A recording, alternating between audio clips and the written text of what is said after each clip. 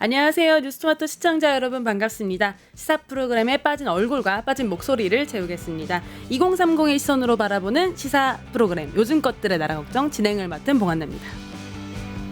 저희 방송은 매주 금요일, 일요일 저녁 7시 30분 뉴스토마토 라이브를 통해 진행되고 있는데요. 구독, 좋아요, 알람 설정 해주시는 거 잊지 마시고요. 오늘은 그 노무현 대통령이 이제 우리 곁을 떠난 지 이제 16년이 되는 날입니다. 이제 지역주의를 이제 타파하고 기득권을 개혁하고 서민과 중산층이 당당하게 서는 세상을 이제 꿈꿨던 대통령인데요. 그가 떠난 지 이제 16년이 된 지금 대한민국 이제 오늘은 어떤가요? 우울증 환자 진단이 100만 명이 넘고 출생률은 0.7명대를 기록하고 쉬어쓴 청년은 120만 명이 넘고 서울 집값은 15억에 노인 빈곤율은 1위인 대한민국. 그가 꿈꿨던 세상과는 아주 먼 것 같은데요. 그가 남긴 미와 내 꿈, 이 사람 사는 세상에 하루빨리 오기 위해서라도 이 깨어있는 시민들의 중요성이 어느 때보다 큰 것 같습니다. 그래서 요즘 것들의 나라 걱정도 깨어있는 방송을 통해 이 미와 내 꿈 함께 이뤄가도록 하겠습니다. 그러면 오늘의 나라 걱정 지금부터 시작하겠습니다.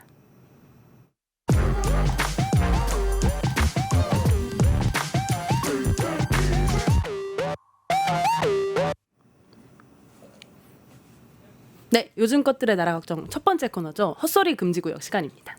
이 헛소리 금지구역은 정치권의 말장난과 무책임을 조목조목 따져보는 이제 코너인데요. 오늘은 이제 두 분, 출생률 높이기 연구소 한중주 소장님과 자살하는 대한민국 쓰신 김현성 작가님 두 분 모시고 이야기 나눠보겠습니다. 안녕하세요. 안녕하세요. 안녕하십니까. 아니, 벌써 대선이 11일 앞으로 다가왔어요. 너무 시간이 빠른 것 같은데요. 사실 이 10일이라는 게 각 후보의 어떤 비전과 정책을 검증하기에도 굉장히 짧은 시간인데요. 사실은 이 정책보다는 뭔가 셈법, 뭔가 정치 공학, 그리고 단일화 이런 걸 통해서 좀 진행되고 있는 게 아닌가. 최근에는 막 선출직도 아닌 배우자 토론회를 하자고 하면서 이게 대선인지 지금 이게 뭔지 이제 본질까지 좀 흐려지고 있는 것 같아요. 그래서 오늘은 이런 정치 셈법이 아주 난무하는 이 대선판을 좀 조목조목 들여다보는 시간 가져보려고 합니다. 첫 번째 순서로는 그 집먼 노인 40분 기다리게 만든 사람 과연 누구일까라는 제목으로 작가님께서 뽑아주셨어요. 예, 안녕하십니까. 자살한 대한민국의 김현성 작가입니다. 사실 저희가 이제 이 집 먼 노인 40분 기다리게 한 사연 최근에 잘 알려지지는 않았는데 어떤 유력 정치인과 연관이 되어 있는 뭐 그런 일이라고 하죠. 저희가 오늘 노무현 대통령 또 기일이기도 하니까 사실 유권자와의 약속에 대해서 먼저 얘기를 좀 해보자면 노무현 전 대통령은 저에게 있어서는 유권자들과 시민들과의 약속을 지키려고 최대한 노력을 했고 만약에 지키지 못하더라도 미안하다, 어쩔 수 없었다, 이러이러해서 하지 못했다라는 그런 유권자들에 대한 일종의 뭐 변명까지도 굉장히 열심히 하려고 노력했던. 근데 그것도 어떻게 보면 민주주의 사회에서 약속을 지키는 행위라고 볼 수 있거든요. 근데 이제 이 정치인이라는 사람이 좀 옛날 얘기긴 합니다만 수신제가 치고 평천하라는 말이 있지 않습니까? 나라를 다스리려면 개인의 어떤 윤리관념, 도덕관념부터 올바르게 자리 잡혀 있어야 그가 이 사회를 통솔할 수 있는 사람이 될 수 있다라고 저는 생각하는데 윤여준 전 장관님이라고 계시죠. 뭐 정권을 가리지 않고 사실 책사로 많이 활동을 하셨었고 거의 뭐 지혜주머니다 이런 호칭이 정말로 잘 들어맞는 원로 정치인 중에 한 분인데 그분을 어떤 젊은 정치인이 40분을 기다리게 했다고 하죠. 만날 약속을 잡았는데 안 와서 40분을 기다렸는데 이제 이분이 국회의원이시라고 하는데 국회의원은 의전 차량과 운전기사가 제공이 되지 않습니까? 근데 이 윤 전 장관님께서 방송에서 이 에피소드를 얘기하실 때 말씀하시는 걸 들어보면 본인은 집이 먼데 버스를 타고 가셔야 된다라는 말씀을 하세요. 그러니까 윤 전 장관님이 지금 83이신데 83세 노인분이 집도 먼데 버스를 타고 가셔야 하는데 의전 차량이 있는 사람이 40분을 기다리게 했다라는 것은 어떤 그 사람의 약속에 대한 관념이라든가 어떤 윤리의식, 도덕의식에 조금 우리가 의문을 가져볼 수 있지 않을까 하는, 뭐 저는 잘 모르는 분입니다만 이런 사건에서 뭐 대표님 어떻게 생각하시는지 저 좀 궁금하거든요. 사실 좀 기본적인 태도죠. 왜냐면 윤여준 장관님 나이가 83세세요. 너무 정정해 보이시고 너무 말씀을 잘하셔서 우리가 그가 노인인지 아닌지 헷갈릴 때도 있지만 물리적으로 지금 신체적으로는 노인이세요. 지금 화면에 보시는 것처럼 한 번은 만나자 그래서 만나기로 했는데 굉장히 늦게 왔다. 이렇게 딱 얘기하시는데 이 사실은 40분 약속 늦는다는 거는 친구끼리 약속이어도 이 친구 뭐 하는 사람이야? 이런 생각이 들기 마련인데 정치인과 정치인의 만남에서 이렇게 40분 동안 지연하는 건 사실은 행사 펑크낸 거나 다름이 없는 뭐 그런 일이 아닌가 싶어요. 승준님 어떻게 보세요? 상대방을 전혀 존중하지 않는 태도라고 생각하고요. 저는 굳이 비유하자면 예전에 그 윤석열의 기차 안에서의 구둣발. 저는 그거랑 비슷한 것 같아요. 네. 그러니까 다른 사람에 대한 존중 또는 뭐 배려, 아까 우리 작가님이 얘기했던 그 약속에 대한 무게감, 뭐 이런 것 전혀 없는 거죠. 그냥 내 위주. 근데 하나만 얘기하자면 근데 국회의원한테 이제 의전 차량과 기사가 제공된다. 요 말은 조금 오해가 있을 수 있어서 네 이제 그 비서진 중에서 주로 수행을 하시는 분이 계시는 거고 이제 차량을 그렇죠. 이제 렌트할 수 있는 어떤 예산이 있다는 거 이 정도. 지금 댓글에 보니까 어리당자님께서 이 싸가지가 없다. 싹수가 놀았다. 이준석이라고 실명을 언급해 주셨는데요. 이 주인공이 바로 이준석 의원이. 근데 여기 보시면 윤여준 장관이 만나자고 한 게 아니라 이준석 의원이 만나자고 해서 지금 이게 성사가 된 거였잖아요. 그렇죠? 그게 사실 제일 충격적인 거라고 사실이라고 할 수 있는데 예. 뭐 아무튼 뭐 사람이 사정이 생기면 늦을 수도 있죠. 근데 이제 늦었을 때는 미리 사전에 연락을 구해서 제가 이런 사정이 있으니 정말 죄송합니다. 뭐라고 하든지 아니면 뭐 도착했을 때라도 바로 이제 고개 숙여 사과를 한다든지 이런 사실 일들이 있었으면은 제 생각에는 윤 장관님께서 굳이 이거를 방송에 나가서 이 에피소드를 말씀을 안 하시지 않았을까. 맞아요. 이렇게 말씀을 굳이 방송에 나가서 하셨다라는 것은 우리가 알지 못하는 더 깊은 마음속에 네, 뭐 서운함이라고 말하면 조금 제가 신뢰가 될 수 있겠고 어떤 이 태도죠, 사람은 태도. 그렇죠. 태도에 대한 문제 의식이 그쵸. 윤 장관님한테 있었기 때문에 이건 내가 얘기를 해야 되겠다라고 생각을 하신 게 아닌지 제가 뭐 감히 뭐 예측은 못 하겠습니다. 저는 그런 생각이 또 좀 들더라고요. 저는 정답이라고 생각하고요. 사실은 그 이제 모 후보 이제 7명을 맞추셨어요. 네. 이준석. 네. 근데 그 후보 선대위원장도 그렇게 평가를 하더라고요. 이제 우리 후보는 참으로 매력적인 사람이지만 싸가지가 없다. 싸가지가 없다. 선대위원장이 네. 후보를 네. 그렇게 그렇게 네. 표현하더라고요. 아니 근데 그 당은 공통된 컨센서스예요. 우리가 대선- 합의하고 있어요 지금. 근데 그 당은 대선 후보가 당 대표 디스하고 선대위원장은 후보 디스하고 뭐 그런 거예요? 그런 당이죠. 좀 그런 이게 네. 제 상식 그것이 바로 개혁이니까. 그렇군요. 개혁이니까. 어쨌든 그 당의 시그니처인 것 같습니다. 네, 두 번째 얘기로 넘어가면 국힘 김용태 비대위원장이 최근에 이재명 후보와 김문수 후보 배우자 토론을 하자 이런 얘기를 했었어요. 네, 이거 제가 가져온 주제인데요. 사실 이제 좀 며칠 된 이슈예요. 네, 이 이야기를 다시 하는 게 이 지금의 이제 국민의힘 김용태 비대위원장 그리고 이제 만 40세 대통령 후보로 나온 이준석 후보 청년 정치인이잖아요. 어떻게 보면 지금 이 대선판에서 가장 핫한 가장 대표적인 청년 정치인인데 이 둘이서 우리 청년 정치인들 진짜 얼굴에 먹칠 다 하고 있다. 그 얘기를 좀 하고 싶어서 가져왔어요. 뭐 아니 저 궁금한 게 막말로 민주당이 배우자 토론회를 하자 이러면 좀 말이라 되는 것 같은데 왜 국힘에서 배우자 토론회를 하자고 하는 거예요? 뭐 그거죠. 이제 김혜경 여사님 얼마 전에 나왔던 그 2심 판결 때문에 네. 그거를 한번 들춰서 먹물을 한번 쫙 뿌려보자 네. 이거였던 것 같아요. 근데 말도 안 되는 소리인 거죠. 그래서 뭐 김건희 그리고 김건희의 또 모친 그 이야기에 대해서는 전혀 뭐 아무것도 해결된 것도 없고 거기에 대해 선을 긋지도 못하면서 굳이 지금 그 김혜경 여사의 그 법화 사건 그거 가지고 지금 물고 늘어져 가지고 뭐 배우자 토론하자. 아니 무슨 배우자가 선출직입니까? 아니죠. 토론을 하게? 네. 아니 배우 선출직도 아닌 배우자를 검증을 해서 선출직 후보를 뽑자고 하는 이 개념 이거 맞나요? 제 생각에는 이제 선출직이 아닌 분들이 실질적 통치를 하는 거에 너무 익숙해져 있다 보니 약간 관성적으로 이렇게 말씀하신 게 아닌가. 이건 저의 뇌피셜입니다. 이건 이제 이건 저의 인정해버리자. 뇌피셜이고, 네, 그냥 이것도 체제의 하나로 우리가 인정을 하자. 그냥 어차피 다 해왔던 거 아니냐라는 식으로 이제 그렇게 생각하실 수 있는데 이게 유권자들과의 일반 정서와는 상당히 동떨어지는 게 아닌가 하는 뭐 저는 네, 그런 생각이 좀 드네요. 아니 근데 이거는 이준석 후보 따돌리는 거 아니에요? 배우자가 없잖아요. 그렇죠. 이것도 사실 문제가 있죠. 저는 그 국민의힘에서 그렇게 제시를 했을 때 개혁신당과 이준석 후보는 굉장히 기분이 나빠야 된다고 생각을 했거든요. 아니 없는 배우자로도 어떻게 좀 급하게 만들어가지고 지금 들어와야 되는 거예요? 지금 토론하려고 급하게 선 봐가지고 일사천리로 딱 이렇게요. 뭐 특수관계인 혹시 뭐 알고 계신 분이 있어서 그분 데리고 나오시라 한 건 아닌지. 특수관계인으로 쉽지 않네요. 그럴 수도 쉽지 있지 않네요. 않을까. 근데 사실 이제 그 어쨌든 김용태 비대위원장의 이 제안은 그냥 아무거나 막 던진 거다. 그러니까 뭐 새로운 거 뭐 한번 본인이 해보고 싶어서 던진 거다라는 생각이 들고요. 사실 더 하고 싶었던 얘기는 요 뒷얘기예요. 이걸 듣고 이제 이준석 후보가 한 얘기가 있죠. 뭐 나는 배우자도 없는데 뭐 이런 얘기를 한 게 아니라 딱 얘기를 했죠. 내 앞에 있었으면 완전 혼났을 거다.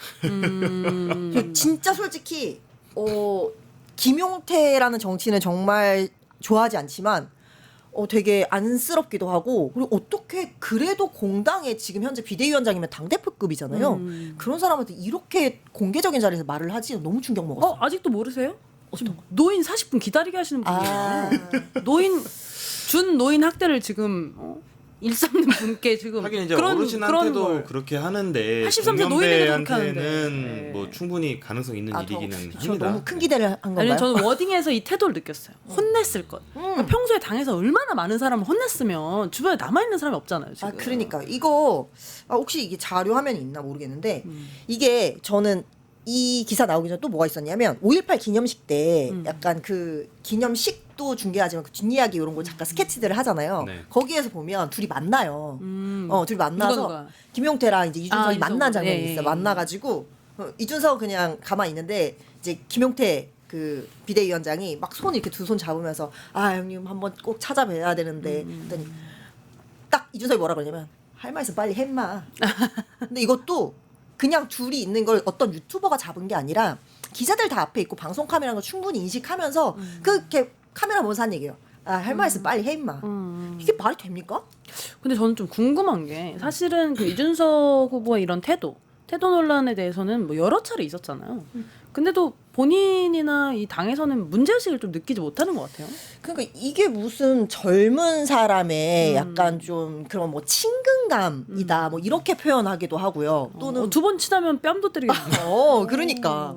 그리고 아까 이게 꼰대 저는 굉장히 점권이라고 보는데 이게 꼰대가 아니라 뭐 이렇게 허울 없이 그러니까 뭐 어떤 연령대나 이런 거를 가리지 않고 허울 없이 한다. 요렇게 좀 해석을 하는 것도 있더라고. 말도 안 되는 해석이라고 생각하고요. 그리고 본인은 예전에 또 그런 표현도 많이 써요.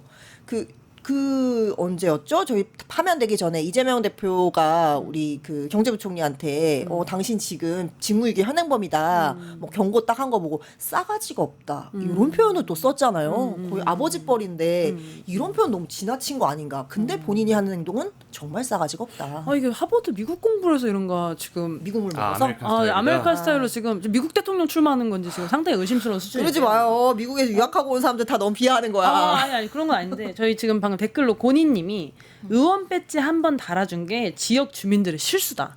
그러니까 사실 지역 주민들이 그때 이제 이준석 후보를 이제 선택했던 이유, 뭐 김용태 의원 선택한 이유도 똑같지만 그들은 기존의 정치인들과는 다른 모습을 보여주면서 정말 이 국민들과 그 지역 구민들을 위한 정치를 해낼 것이다라는 믿음이 있어서 뽑았던 건데 현실은 뭐 너무나 다르니까 이렇게 댓글 달아주시는 심정이 이해가 될 정도로. 그러니까 이게 약간 뭔가 기존 정치인보다 한 단계 더 업그레이드된 막나감을 보여주고 있다. 그러니까요. 그렇게 진화된 막나감을 보여주고 있다. 또 앞에 또 하나 다른 거 보자면은 이 후보의 문제의식을 후보도 못 느끼지만 당도 못 느낀다라고 제가 말씀드렸잖아요. 그래서 세 번째가 후보뿐만 아니라 캠프의 수준도 낮아 보인다. 최근에 이제 그 함익병 공동선대위원장도 발언에 또 논란이 되는데요. 왜냐면 최근에 그 직연 그 부장판사가 이 룸살롱 간 거 아니냐, 가서 접대받은 거 아니냐 이런 의혹이 있었잖아요. 근데 그거에 대해서 이 함익병 선생님께서 이런 워딩을 썼었어요. 50대 남성이라면 다 가봤다. 없어서 못 간 사람 빼고는 다 가봤다.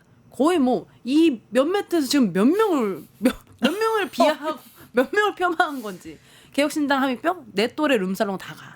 이걸로 지금 뉴스를 싹 덮었어요. 어떻게 보셨어요? 굉장히 존재감을 뿜뿜하고 계시죠. 아까 제가 그 후보를 싸가지 없다라고 그 평가했다던 분이 이분이에요. 이분이 라디오 나와서 하신 말씀이에요. 굉장히 좀 뭐 열려 있고 개혁적이지만 싸가지가 없다 뭐 이렇게 했는데 이게 뭐 어쨌든 이 발언에서 사실 지기현 판사 사건도 룸사롱을 갔냐 안 갔냐가 중심이 아니잖아요. 거기에서 접대를 받은 거냐 안 받은 거냐 이게 중심인데 말도 안 되는 걸로 뭐 50대 남자들 룸사롱을 다 갔다라는 이상한 말을 하는데 이분이 어떤 사람이냐면 이 직전에는 윤석열 캠프에서도 인선이 됐었어요. 원래. 그랬죠. 그리고 그 왜 의사 출신의 유명한 사람 하면 제일 양대산맥으로 떠오르는 게 안철수, 함익병 요렇게 같은 급으로 요렇게 예전에는 좀 같은 거로 많이 됐었고 근데 이 사람이 윤석열 캠프에서도 오죽하면 7시간 만에 인선이 취소가 됐어요. 7시간이요? 7시간 만에 하루도 안 걸렸어. 내란보다 조금 길었네. 내란 인선. 내란보다는 조금 길었네. 조금 길었네. 그래서 이렇게 단축시켰나? 아무튼 이제 이분이 7시간 만에 이제 인선이 취소됐었는데 이 사람이 뭐 때문에 취소가 됐냐면 2014년에 월간조선이라는 이제 잡지랑 인터뷰를 하거든요. 그 내용 때문에 그래요. 그 제가 이제 워딩을 좀 갖고 왔는데 자료 있으시면 한번 보여주시고요. 독재가 왜 잘못된 것인가 이건가요? 네네네 맞아요. 그러니까 독재가 왜 잘못된 건가요? 이러면서 아니 대한민국이 1960년대에 민주화 됐었다면 지금처럼 이렇게 발전했겠냐 이런 말도 안 되는 이제 얘기를 했어요. 저는 박정희의 독재가 큰 역할을 했다고 봅니다. 이런 말씀하셨네요. 네, 어마어마한 얘기를 하셨고 그래서 독재 미화 이것 때문에 이제 인선이 취소가 됐고 근데 저는 이거 말고 하나 더 있거든요. 이때 인터뷰할 때 뭐 자식들이 몇 살이었는지 모르겠는데 어쨌든 투표권이 있었나 봐요. 근데 제 자식들은 지금까지 투표권 행사를 못 합니다라고 얘기를 한 거예요. 왜요? 그랬더니 너네는 아직 그 국민의 4대 의무를 다하지 않았으니까 그러니까 군대를 안 갔다 왔다고 너네 국민의 4대 의무를 다한 게 아니니까 투표권을 행사하면 안 된다고 자기가 제재를 시켰다는 거예요. 위헌 행위를 본인의 가정에서 그렇죠. 그렇게 그러면서 여성들이 이제 군대를 안 가잖아요. 그렇죠. 그러면서 여성들은 국방의 의무를 이제 이행하지 않으니까 너네는 권리를 4분의 3만 행사해야 돼. 요런 막말까지도 했던 분이에요. 그럼 4분의 1표만, 4분의 3표만 4분의 하시는 3표만 거네요? 해라. 여성은 1인당 4분의 3표다. 뭐 이런. 4분의 3만 권리 행사를 하는 거니까 그러니까 투표권을 행사할 수 없다는 말이겠죠. 아니 근데 저는 이거 들으면서 그럼 이런 분의 논리라면 4.4.5입 해가지고 한 표인 거 아닙니까? 독재하시는 분들의 어떤 논리로라면 그럴 수 있나요? 그래서 이런 생각을 갖고 있는 사람이 이게 또 지금 조명이 된 게 아니라 제가 말씀드렸다시피 이미 윤석열 캠프 그때 인선될 때 조명이 됐었단 말이에요. 이 발언 때문에 그 인선이 취소가 된 건데 이런 사람을 어쨌든 뭐 영입을 이준석이 했는지 뭐 김종인 위원장이 했는지 모르겠지만 데리고 와서 이런 사람을 선관위원장을 시키고 선대위원장에 앉히고 그러면 그 후보 당사자는 도대체 내란 종식의 의지가 있는 건지 독재 옹호 같이 하는 건지 무슨 생각으로 이런 사람은 선대위원장 우리 캠프에 지금 수장으로 앉혀놨는지 저는 그게 너무 궁금해요. 근데 짝이 잘 맞나 봐요. 잘 맞으니까 앉혀놨겠죠? 그러니까 알면서도 한다는 건 기본적으로 좀 쿵짝이 잘 맞으니까 선대위원장으로 좀 같이 하시는 게 아닌가 그런 생각이 드네요. 그 룸사롱 발언도 또 감싸줬잖아요. 그러니까 원래 그런 뜻이 아니고요. 전반적으로 좀 쿵짝이 잘 맞는 그런 스타일인 것 같고 또 댓글에 이 어깨뽕이 들어가 있는 게 보인다. 준석이는 선배 의원들한테 못된 것만 배웠나 보다. 이런 말씀 해주셨어요. 근데 못된 사람들이 주변에 좀 있네요. 지금 보니까. 그래서 그렇게 된 게 아닌가 좀 싶고요. 다음 거 같이 보자면은 언론들은 이준석을 왜 이렇게 올려치기 해주는 거냐. 이런 댓글 저도 주변에 진짜 많이 봤어요. 어떻게 보세요? 이준석 후보가 사실은 지금 이제 오늘 나온 이제 지지율로는 처음으로 이제 두 자릿수를 올라오긴 했는데요. 그렇다고 뭐 다른 뭐 후보들에 뭐 비해서 뭐 유달리 뭐 높거나 뭐 돌풍이거나 뭐 이렇게 볼 정도는 아닌 것 같은데 어떻게 보세요? 아니 말이 안 되는 게 그러니까 빅3 얘기를 해요. 그러니까 봐봐요. 이제 뭐 보통 지지율로 보면 1강 1중 뭐 1약 정도? 뭐 권영 후보도 있긴 하지만 지금 워낙 지지율이 미미하시니까 이렇게 표현을 해야지 빅3 어디가 빅3죠? 그리고 이 빅3 띄워줄 때 이준석 후보 지지율 10%도 안 나왔어요. 단자릿수 지지율이에요. 지난 대선 때 생각해보세요. 안철수 후보 같은 경우 뭐 12% 14% 나오는데도 빅3 이런 얘기 안 해줬거든요. 껴주지도 않았어. 그냥 이재명 대 윤석열. 옆에 안철수랑 심상정도 있다. 이 정도 이렇게 했거든요. 왜 이렇게 올려치기해줘? 도저히 이해가 안 되는 거예요. 제가 막 그리고 이 언론을 좀 스크린 하다 보면 이런 것들이 나와요. 특히나 뭐 이제 KBS, 뭐 채널 A, 뭐 TV조선 요런 데 특히나 많이 나오는데 그 기호 순으로도 그렇고 기호 순이니까 이제 당연히 국회 의석 순으로도 그렇고 또 이제 지지율 순으로도 그렇고 그럼 당연히 두 명만 비교를 해야 된다. 뭐 정책 비교를 하든 뭐 동선을 비교하든 두 명만 비교를 해야 된다 그러면 1번, 2번. 그러니까 이재명, 김문수를 비교해야 되는 게 맞잖아요. 근데 이재명 쏙 빼.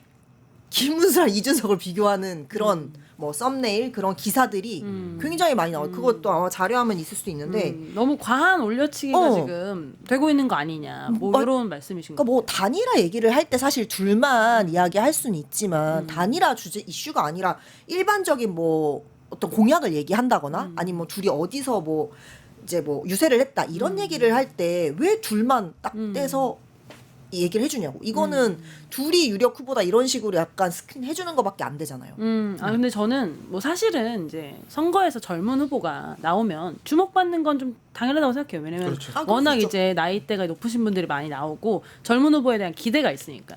근데 이제 딱 처음 그 자신의 기대를 드러낼 수 있는 뭐 토론회라든지 이런 장에 나왔을 때 저는 좀 느낀 점이 여기까지구나.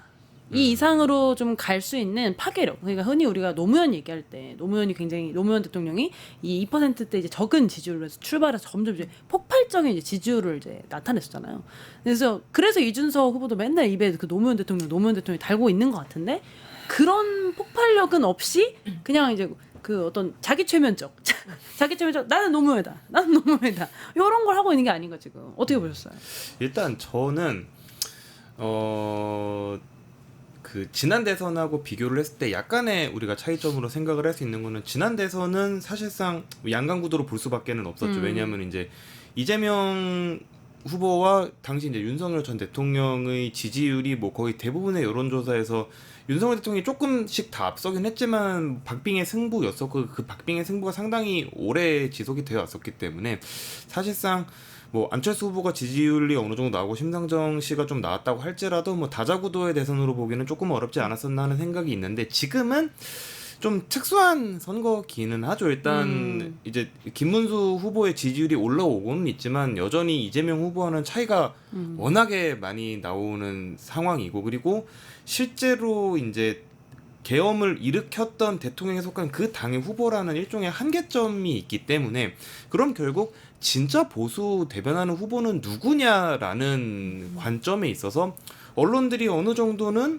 이준석 후보한테 스포트라이트를 좀 더 배분하는 것도 저는 뭐 기계적으로는 사실 우리가 이해는 해볼 수 있다. 선거 구도 관점에서 기계적으로 이해는 해볼 수 있다. 그리고 사실 이거는 제가 이제 조금 생각은 해본 건데 이준석 후보 같은 경우에는 지금의 선거 구도에서 약간 유리한 점이 좀 있다고 생각이 돼요. 있죠. 왜 그러냐면 사실 이재명 후보와 김문수 후보는 행정 경험도 있고 의정 활동 경험도 다 있어서 자신들의 치적이 있는 사람들이 있거든요. 근데 이제 그분들이 뭐 행정가와 의정 활동을 할 때 특히 김문수 후보는 좀 많이 옛날 얘기니까 이제 그랬을 때와 사실 지금의 사회는 조금 뭐 사회 경제적인 구조가 많이 바뀌어 있었기 때문에 이준석 후보 같은 경우에는 이 기존에 이분들이 쌓아왔던 레거시를 계속 그냥 공격만 하면서 자기 아이디어만 던지는 거거든요. 근데 엄밀하게 따지자면 이준석 후보는 정치를 하면서 특별히 한 게 없는 사람이에요. 성과가 없다. 네, 그냥 뭐 행정가를 해본 적도 없고 국회의원은 10년 고생해서 이번에 처음 했지만 사실 그거는 본인이 정치적인 성과를 취득을 한 당대표를 했다거나 한 것도 본인이 정치적인 성과를 취득을 한 것이지 실제로 땅에 발 붙이고 뭐 지역 주민을 위해서 내가 뭘 해서 이런 저런 정책들을 해봤고 이런 경험이 없는 사람이에요. 사실 그래서 머릿속에 아이디어밖에 없는데 워낙 이제 요즘에 뭐 경제가 저성장화가 되어 있고 이제 세대 갈등, 젠더 갈등이 심하다고 하고 이제 이러다 보니 그 사람들이 기존의 질서를 이제 이준석 후보가 기존의 질서를 자기 아이디어를 가지고 공격을 하는 것 자체가 기존의 후보들은 방어하기가 좀 쉽지가 않은 측면도 사실 있는 거거든요. 그래서 이제 그런 측면에서 이준석 후보는 역설적으로 본인이 별로 해온 게 없었기 때문에 약간 이 대선에서 존재감을 드러내기에 조금 더 유리한 위치이고 그렇기 때문에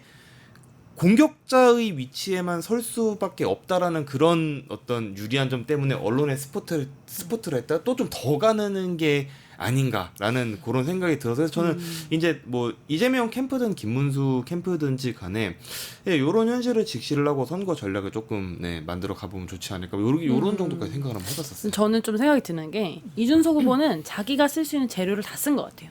이준석 후보가 쓸 수 있는 재료가 첫 번째가 젊음이거든요. 젊다는 거 써서 지금 제가 보기엔 이제 5%대에서 이제 10%. 그리고 이 국민의힘이라는 이 거대 어쨌든 당에 이제 당 대표를 해봤다는 것 이게 사실 가장 큰 자산이거든요. 네. 근데 그럼 이번에 검증하고 증명했어야 되는 것은 개혁신당이라는 그 이름처럼 얼마나 내가 지금 이 사회 문제에 대해서 얼마나 개혁적인 안, 이 사회를 정말 바꿀 수 있는 안에 대해서 낼 수 있느냐를 이제 검증했어야 되는데 이번에 이준석 후보의 이제 공약들을 보면은 사실은 평소와 다름이 없어요. 평소에 이제 본인은 뭐 아니라고 맨날 주장하지만 이 여성과 남성을 갈라치고 세대를 갈라치고 지역을 갈라치는 것처럼 그런 우리 사회가 진짜로 마주하고 있는 문제에 대해서 해결하는 안들이 공약이 아예 없는 경우도 있고 그러다 보니까 사람들이 좀 더 이제 호응하거나 부응할 수 있는 재료 자체가 이미 제가 좀 보기엔 소진됐다. 그래서 지금 이 이상으로 뚫고 가기에는 사실은 정치 공학적인 측면밖에 없기 때문에 본인은 맨날 단일화 안 한다고 하지만 본인 뉴스가 단일화밖에 나오지 않는 거 아닌가. 그쵸. 그런 생각이 좀 들어요.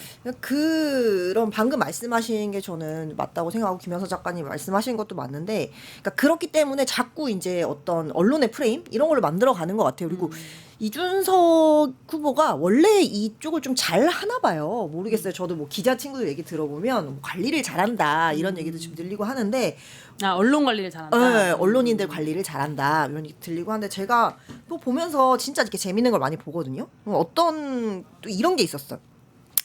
그 썸네일에 이런 게 있더라고요. 그러니까 이준석이 대통령이 된다면 그게 민주주의 완성이다. 요런 이제 제목이 있길래 도대체 뭐 때문에 그러니까 이준석이 이제 유세하다가 이게 나왔나 봐요. 그래서 뭐 때문에 어떤 논리로 이 말이 나왔지 하고 들어봤어요. 한참 들어보는데 이게 썸네일의 그러니까 메인 제목이고 자막에 뜨는데 이게 뜨는 내내 이준석이 이 말 안 해.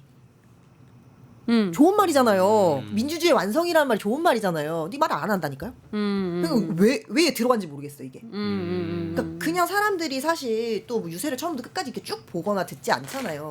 딱 봤을 때 멋있잖아. 이준석이 대통령이 된다면 그게 민주주의 완성. 이게 메인 썸네일 제목이야. 이런 식이고 또 이게 한 번 또 화제가 된 게 있었죠. 처음에 이준석 그 출정식 할 때 청계광장에서 했는데 거기에 이제 한 2,000명 모였나 봐요. 경찰 추산 2,000명이었어요. 근데 이거를 쿠키뉴스에서 잔뜩 띄워줬어요. 뭐 이준석을 향한 뭐 100만 불빛 이렇게 해가지고 청계광장 대선 필승 출정식 이렇게 해서 띄워줬어요. 뒤늦게 2,000명으로 수준. 근데 100만 불빛이래. 100만 불빛이 우리 항상 그 빛의 혁명에서 우리 정말 간절한 마음으로 응원문 들고 나올 때 100만 불빛이 나오는 건데 100만 불빛이래. 말도 이게 뭐야 하고 봤더니 요걸 또 이제 지적이 많이 들어오니까 바로 고쳤어요. 2,000 불빛으로 수정을 하셨더라. 근데 이게 남잖아요. 그래서 이제 오마이뉴스에서 이거를 기사로 쓰셨더라고요. 100만 불빛? 뒤늦게 2,000으로 수정. 그러니까 이런 식으로 언론에서 물론 그러니까 젊다는 것도 좋고 다 좋은데 너무 이제 올려치기 하고 언론인들이 좀 너무 미화시켜준다. 이게 저는 좀 굉장히 불만입니다. 정책으로 승부해라. 저희 댓글에 지금 보시면은 잔머리 굴리는 것만 생각난다. 기억에 남은 일을 한 게 없다. 뭐 이런 얘기 저희 같이 했던 얘기들 많이 나눠주셨는데요. 아니 국회의원도 보면은 당선되고 나서 그랬잖아요. 반년 하고 나서 바로 내란 터져가지고 일도 한 것도 별로 없잖아요. 그래서 사실은 이준석 후보에 대한 어떤 기대가 있었던 것도 사실이고 그러나 이제 기대에 부응하지 못하는 모습도 사실이고 결국 우리가 지금 기억하고 있는 이준석이라는 후보에 대해서는 싸가지 없음, 태도적인 논란 그리고 주변에 있는 인물들에 대한 논란만 지금 있기 때문에 사실상 대선 후보로 지금 검증되는 과정에서 한계가 있는 게 아닌가 그런 생각이 듭니다. 그래서 오늘의 헛소리 금지 구역은 여기서 인사드리고 두 번째 코너에서 뵙겠습니다. 감사합니다. 뉴스토마토 대선 특집 내란 끝장 쇼. 뉴스토마토에서 6.3 대통령 선거의 개표 공개 방송에 구독자 여러분을 초대합니다. 내란 속의 윤석열의 파면으로 헌정 사상 최초의 6월 장미 대선이 펼쳐지는 가운데 과연 21대 대통령은 누가 될 것인가? 역사적인 순간에 뉴스토마토의 알찬 뉴스 콘텐츠와 풍성한 즐길거리를 모두 모아 준비했습니다. 6월 3일 오후 6시 이 토마토 빌딩 지하 1층 토마토홀에서 펼쳐지는 역사적인 순간. 뉴스토마토 대선 특집 내란 끝장 쇼. 여러분의 많은 관심과 참여 바랍니다.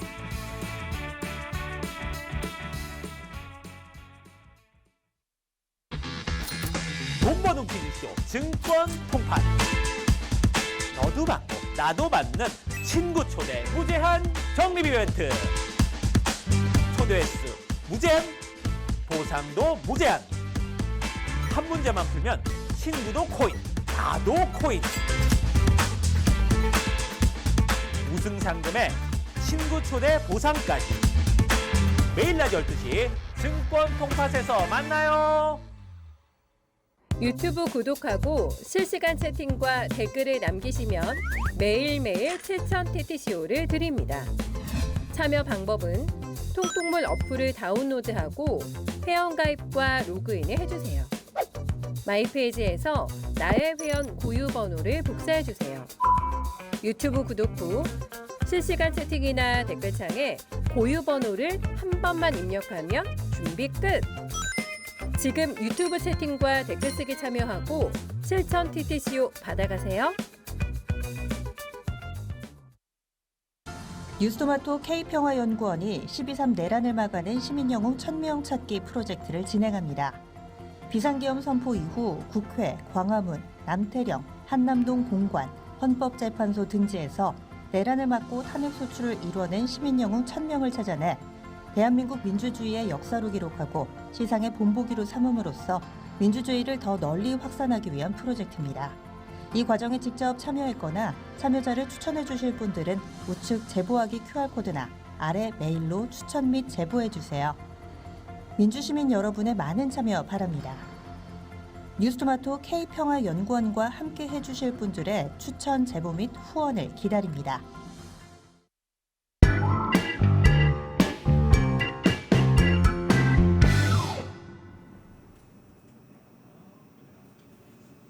네, 요즘 것들의 나라 걱정 메인 코너죠. 요즘 것들의 나라 걱정의 요즘 것들의 나라 걱정입니다. 예, 오늘 저희가 좀 같이 해볼 나라 걱정은 뭐 온 국민 다 걱정하시는 바로 저출생입니다. 아이가 안 태어나는 나라. 사실 아이가 안 태어난다는 거는 다른 말로 치면 사실 희망이 없는 나라라고 보는 게 맞는 것 같아요. 그래서 이 심각한 저출생의 문제들 오늘 세 분의 패널을 모시고 함께 나눠보도록 하겠습니다. 앞에 인사드렸던 저출생 직접 인사하시겠어요? 네. 출생률 높이기 정책연구소 한승주입니다. 1부에서 흥분을 조금 가라앉히고 네. 진지하게 2부 임하도록 하겠습니다. 아, 너무 좋습니다. 네, 안녕하십니까. 자살하는 대한민국의 작가 김현성입니다. 반갑습니다. 네, 안녕하십니까. 대한상공회에서 정책 연구하고 있는 배두현입니다. 배두현 선생님은 목소리가 너무 좋으신 것 같아요. 성우를 하셔서 진짜 ASMR 오늘 저출생 ASMR로 어떻게 한번 알겠습니다. 진행해 귀 보도록 좀 하겠습니다. 힐링되고 있습니다. 그래서 제가 저출생의 주제를 왜 아무도 낳지 않는가로 좀 잡아봤어요. 이게 사실은 한국의 지금 저출산율이 사실은 0.7명. 그러니까 2명이 결혼해서 1명도 안 낳는 현실에 지금 이르러서 인류 역사상 최저의 출생률을 기록했다. 이런데요. 실제로는 뭐 이렇게 숫자로는 그런데 주변에서 좀 어떻게 좀 느끼세요? 진짜 좀 출생률이 많이 떨어졌다? 많이 느끼죠. 일단 길거리 아이들 별로 없어요. 공원 같은데 저희 바로 집 앞에 공원이 있거든요. 거길 가도 저는 사실 이제 뭐 9 to 6 이렇게 정규직으로 일을 하는 사람이 아니기 때문에 그 공원에 다니는 시간대가 다양한데 하루 중에서 그 어린이집이 있으니까 등원 하원할 때 빼고 아이들을 보는 경우가 너무 드물고요. 특히나 뭐 학생들, 뭐 초중 고등학생들 아예 볼 수가 없고요. 다 어르신들만 거의 공원 안에 계시는 걸 많이 봐요. 혹시 두현님은 혹시 결혼하셨나요? 네, 결혼했습니다. 자녀가 있으십니까? 자녀는 없습니다. 오늘 저출생을 진행해보면서 그럼 작가님은 결혼하셨나요? 했습니다. 자녀 있습니까? 전 아들이 하나 있습니다. 이렇게 해서 0.7명 완성되는 이런 그림이 이렇게 이게 되는 바로 거죠. 현실입니다. 그래서 이 통계가 전혀 틀리지 않았다는 점 다시 한번 말씀드리면서 이 수치가 OECD 평균의 절반도 안 되는 수준이라고 해요. 그러니까 저기 지금 이제 화면에 같이 보고 계신데 우리나라 출산율 현황입니다. 두현님 이거 어떤 자료일까요? 제가 이제 정책 연구했던 관련된 자료인데 자료들 보시면 아시겠지만 사실 22년 기준으로 0.78명, 23년 기준에 7.5 그리고 작년 같은 조금 올라 0.75인데 보시는 것처럼 매우 심각한 상황이라고 보시면 될 것 같아요. OECD 국가 중에서 거의 최저 꼴찌 수준이고요.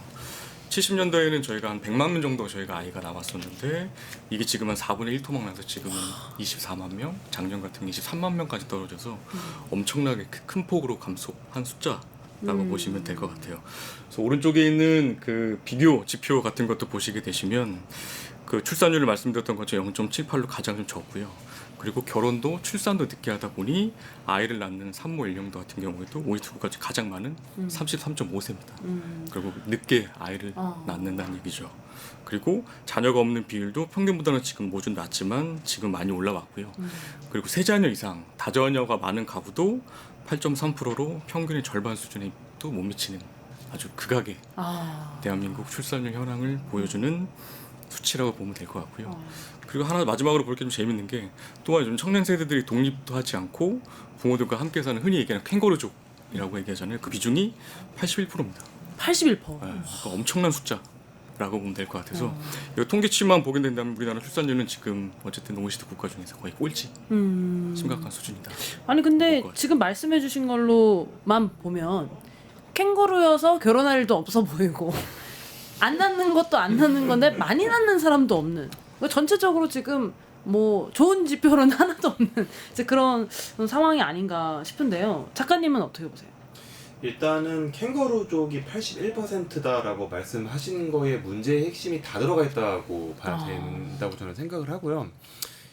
우선 그 부모가 자식을 양육을 하는 제1의 목적은 자녀를 독립시켜서 하나의 온전한 성인으로 살아가게 하는 거지 않겠습니까? 근데 결국 그들이 성인이 됐음에도 불구하고 독립을 하지 않고 부모랑 계속 같이 살고 있다라는 거는 그들이 자기 생애 주기를 자꾸 뒤로 미루고 있다는 거거든요. 그러니까 인간은 자기 생애 주기상 뭐 미성년자일 때는 부모랑 같이 살다가 이제 성인이 돼서 경제 활동을 시작하게 되면 이제 부모에서 독립해서 가구를 꾸리고 뭐 결혼 출산이야 뭐 개인의 선택이기는 하지만 어찌됐든 그런 이제 통상적으로 인간이 살아감에 있어서 그 각자의 생애 주기에 의뢰하게 되는 일들이 있는 건데 우리나라의 청년들이 아직까지도 집에서 벗어나지 않고 있다라고 한다는 것은 모두가 다 그 생애 주기를 뒤로 전부 미루고 있다라는 거거든요. 사실 저 같은 경우에도 저는 애가 있지만 우리 애 한 명만으로 이 거대한 저출산의 쓰나미는 막을 수 없겠구나라는 생각이 언제 가장 크게 드냐면 제가 80년대 후반생인데 제 친구들 중에 남자애들이 아직도 결혼을 안 한 애가 절반을 넘어요.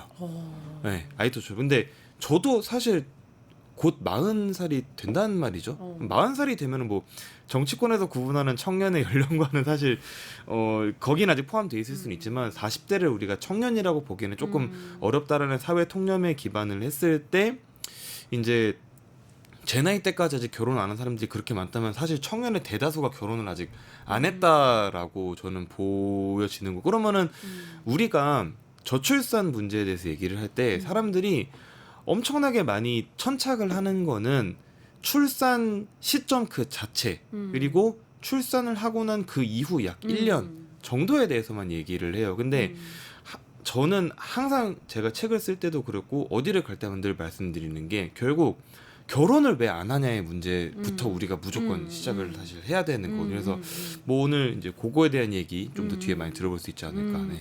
아니 근데 이 저출생이라는 게 사실 뭐 우리는 뭐 한국에서 사니까 애가 안 태어난다는 얘기 너무 많이 듣지만 이게 우리나라만 그런 건가요? 사실 뭐 자료도 제가 준비하긴 했는데 근데 저희 두현님의 네. 이 목소리를 좋은 목소리를 낭비하고 싶지 않아가지고 이 마이크를 좀 네. 저를 바라보면서 얘기해 주시면은 잘 알겠습니다. 들어갈 것 같아요. 일단 자료 좀 제가 준비하긴 했는데 네, 보여주시면- 한번 동아시아 국가 네. 공통 특징 한번 띄워주시면 좋을 것 같은데요. 사실 저희가 저출생 얘기 항상 나오면 항상 저희가 좋은 사례로 북유럽, 뭐 스웨덴 국가, 스위스, 노르웨이 항상 얘기하는데 그래서 여기 있는 제도들을 저희가 정책들을 벤치마킹하려고 많이 하긴 해요. 근데 사실 잘 안 됩니다. 그동안 수년간 많이 시도했는데 잘 안 돼. 그래서 저희가 왜냐라고 봤는데 그건 출생에 관한 문화 자체가 좀 아예 좀 다릅니다. 그러니까 유럽하고 특히 미국하고 이쪽 동아시아 국가, 우리나라를 포함한 동아시아 국가들의 어떤 문화적 수준 자체가 좀 다르다고 볼 수 있어요. 특히 일본, 중국, 싱가포르, 홍콩 모두 205개 전체 국가에서 출산율 보면 거의 낙제 수준. 우리나라는 전체적으로 낮네요. 그렇죠. 네. 특히 우리나라는 205가 중에 5위 중에 205위 꼴찌죠. 세상입니다. 네, 근데 이유가 있는 건가요? 사실 근데 이 나라들 보면 동아시아 국가에서 저희 나라 포함해서 소득 국가가 되게 높아요. 최근에 중국 같은 경우도 매우 올라왔기 때문에 사실 얼마든지 사실 경제적으로 어찌 보면 미국인처럼 아이를 많이 낳을 수 있을 것 같은데 많이 낳지 않는 이유는 단순히 경제적 경제적인 요인 소득만의 문제가 아니라는 거죠. 그래서 저희가 봤을 때는 이게 단순히 그 문제가 아닌 사회적 문화적 요인들을 좀 같이 진단하고 분석해볼 필요가 있겠다. 특히 이 동아시아 국가들은 모두 이제 유교적인 문화를 배경하고 있고 또 다른 나라들에 비해 엄청난 또 교육열을 가지고 있기 때문에 사교육 열풍이 어마어마하죠. 그래서 우리나라의 저출생 문제를 해결하기 위해서는 이러한 요인들을 좀 복합적으로 좀 보고 솔루션을 찾아야 된다고 저는 개인적으로 생각하고 있습니다. 너무 중요한 일이네요. 이게 제가 재밌는 얘기를 들은 게 있는데 아까 전에 이제 책임님 말씀하신 거는 전 세계 국가들 중에서 동아시아 국가가 낫다 이렇게 말씀 주셨는데 이것도 맞는 얘기고 미국 안에서도 동아시아인들이 출산율이 제일 낮아요. 아, 미국인 중에서 네. 미국 시민 중에서도 동아시아인들, 그러니까 동양인들이 출산율이 제일 낮아요. 그러니까 이제 사실 동아시아인들은 미국에 가서도 미국의 출산율을 낮추는 그런 역할을 하고 있는 건데 사실 이제 아까 전에 사회 문제, 사회 문화적 영향 말씀하셨는데 저는 이거의 핵심은 결국 경쟁이 아닌가라는 생각이 대단히 많이 들거든요. 뭐 한국은 압축적인 성장을 해왔기 때문에, 그러니까 사실 동아시아의 거의 모든 국가들이 압축적인 경제 성장을 했죠. 맞죠, 이제 그 맞죠. 와중에 사회가 굉장히 빡빡하게 돌아갔고 오늘보다 내일은 무조건 잘 살아야 되니까 배워야 되고 열심히 해야 되고 미국에 가서도 마찬가지인 거죠. 보통 이제 이민은 저개발국에서 선진국으로 가는 거니까 미국에 이민을 가신 분들이 얼마나 거기서 자리를 잡기 위해서 또 엄청난 경쟁에 맞닥뜨리고 또 자녀를 낳았으면은 너는 나처럼 살면 안 되기 때문에 또 그 자녀는 경쟁에 노출시켜서 공부를 시키고 결국 이런 것들이 종합적으로 합쳐지면서 이제 동아시아인들은 어딜 가든 애를 안 낳는 사람들이 된 게 아닌가. 뭐 저는 이런 생각들을 좀 해봤었습니다. 그러네요. 네. 진짜. 근데 소장님 어떻게 보세요? 뭐 이 유교적인 문화권 안에서 사실 뭐 아까 계속 문화적인 영향이 많다고 했지만 뭐 비혼 출산만 봐도 저희가 뭐 프랑스가 비혼 출산이 많다 뭐 이렇게 대표적으로 얘기하잖아요. 뭐 거의 60%가 넘어가니까 68% 이렇게까지 가죠. 근데 프랑스만 그런 게 아니라 OECD 평균인 자체가 50%가 넘어요. 그러니까 우리나라는 OECD 국가 중에서 사실 경제권으로 보면 굉장히 높은 축에 속하는데 그럼에도 불구하고 그런 이제 다른 서구 유럽 국가들의 문화나 이런 것과는 전혀 괴리돼서 가는 게 문제인 거죠. 아, 근데 이제 소장님 말씀해주신 비혼은 우리나라에서 죄송합니다. 우리나라에서 얘기하는 결혼을 안 하겠어의 비혼이 아니라 혼인을 안 한 상태에서도 그쵸. 아이를 낳는 그 비혼 말씀이시죠? 네, 맞습니다. 그래서 미혼모. 그쵸, 그쵸. 우리나라에서는 우리나라하고는 동아시아 국가는 거의 제로 그쵸. 수준일 거예요. 거의 뭐 2%대 네. 뭐 이 정도 수준으로 사실은 결혼을 안 한 정상 가족이 아닌 상태에서 흔히 말하는 정상 가족이 아닌 상태에서 아이를 낳는 거에 대한 프레셔와 외부적 시선이 워낙 크다 보니까 그런 시도는 진짜 불가피한 일이 아니면은 자연 발생적으로는 거의 안 생기는 것 같아요. 아주 중요한 지적이세요. 방금 얘기하신 것처럼 우리는 비혼 출산이라고 얘기하지 않아요. 미혼모라고 미혼모라고 얘기하지. 하죠. 그쵸, 그쵸. 뭐 어딘 것도 좀 다른 것 같고. 근데 이런 문제가 사실은 이제 유교 문화권을 가진 국가들 안에서의 문제이다. 근데 그 유독 한국에 심하잖아요. 한국에서 더 심한 이유는 뭐라고 생각하세요? 한국에서 더 심한 이유는 사실 한국만의 유니크한 이유를 찾으려면 이제 다른 동아시아 문화권과는 또 조금 다른 한국만의 문화를 찾아야 되는데 저는 거기서 가장 심각한 문제로 저는 보통 수도권 집중을 꼽는 편입니다. 수도권 집중이요? 그렇습니다. 오. 예, 제가 왜 이제 수도권 집중을 굳이 이제 콕 집어서 말씀을 드리냐면 물론 세계 어느 나라나 다 이제 수도권에 경제력이 어느 정도 몰려 있고 이제 그런 것들이 있는데요. 한국은 그 정도가 세계에서 제일 심한 수준입니다.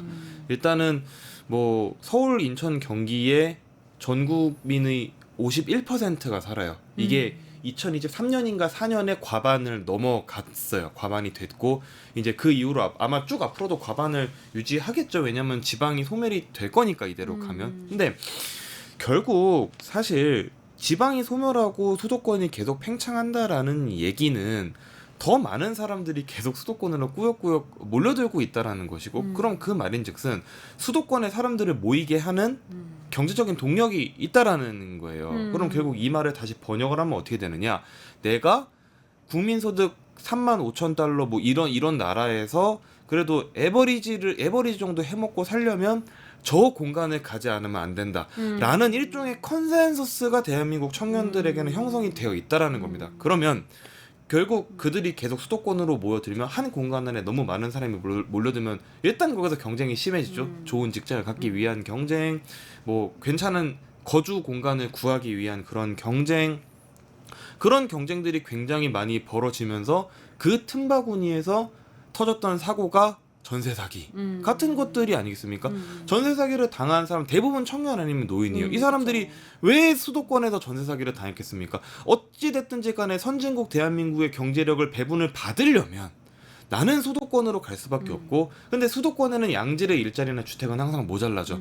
그러면 이제 그 얼마 안 되는 일자리나 주택을 차지하기 위한 그 쟁탈전 속에서 전세가 발생하고, 이제 그런 상황 속에서 청년들은 하루하루 자기의 삶을 유지하기 바쁜 거지, 내가 앞으로 내 생애 주기상 의뢰해야 될 걸로 기대되는 일들, 뭐 누구를 만나서 미래를 약속을 한다든지 이세를 낳아서 뭐 키워본다든지 이런 생각 자체를 할 수가 없다라는 것이죠. 저희 사진 같이 하나 띄워주면 좋으실 것 같은데요. 저출생 문제 4단계별 진단 같이 보시면 방금 작가님이 말씀해 주신 것처럼 이 서울에 들어가고자 하는 게 사실은 엄청난 성장이 아니라 대한민국의 평균이라도 되려면 수도권에 가야 된다는 어떤 공통의식이 있어서 이제 자꾸 서울로 몰리게 되고, 한정된 자원은 이미 정해졌는데 사람은 많이 들어오니까 저기 1단계처럼 안정적인 일자리를 찾아서 오지만 사람이 또 너무 많으니까 또 일자리가 없고, 또 찾아서 왔는데 집은 또 없고,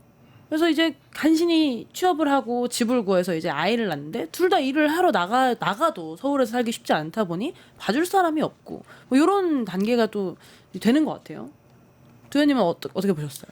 그래서 한나님 말씀 주셨던 것처럼, 그래서 무엇보다 중요한 게 이 저출생 문제를 좀 단계별로 진단해보고 거기에 따른 문제가 뭔지, 그리고 거기에 따 맞는 솔루션을 찾아야 된다고 생각하는데, 그래서 저는 4단계로 좀 나눠서 먼저 좀 보고 싶었어요. 1단계는 돈이 없는데 어떻게 결혼하고 아이를 가지나요? 라는 질문을 시작하면, 우리 청년들이 아까 작가님 말씀하셨던 것처럼 안정적인 일자리와 취업을 해서 돈을 벌어서 결혼을 하고 아이를 낳아야 되는데, 여기서부터가 일단 아주 큰 진입 장벽.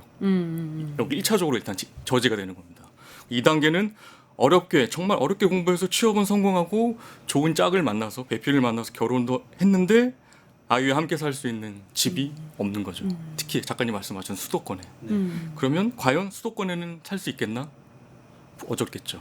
그럼 3단계는 어떻게 취업도 했고 뭐 겨우겨우 대출도 받아서 집도 구했고 아이도 낳았는데, 그러면 이 사랑스러운 아이를 봐줄 사람은 있나? 없습니다. 요즘 부부들은, 저도 그렇지만 대부분이 맞벌이하기 때문에 사실 일과 시간 중에는 아이를 봐줄 사람이 없어요. 없죠. 정말 뭐 운이 좋게도 뭐 집이나 집 근처에 부모님이 계시면 뭐 일부 도움 받을 수 있겠지만 그것도 한계가 있는 거고, 그렇지 못한 사람들은 어떻게 할까요? 뭐 엄마나 아빠 중에 한 명이 뭐 직장을 그만두거나 육아휴직 써야 되는데, 사실 그것도 직장 맞습니다. 쉽지 않고 참 어려운 문제고요. 마지막 4단계는 아까 작가님 좋은 말씀 해주셨는데, 아이를 낳는다고 해서 사실 끝이 아니에요. 특히 모든 부모들은 우리 아이가 나보다 더 나은 삶을 살기를 바라기 때문에 더 많은 교육들을 더 시키길 원하시죠. 그래서 맞습니다. 그래서 특히 뭐 우리나라 강남 대치동, 목동에 학원 열풍 그는 이유가, 말씀드린 것처럼 아니라 동아시아 국가 모든 국가들이 사실 엄청난 사교육 시키고 있기 때문에 문제고, 제가 관련 자료를 좀 봤는데 1년에 저희가 사교육 시장에 들어가는 비용이 60조. 네.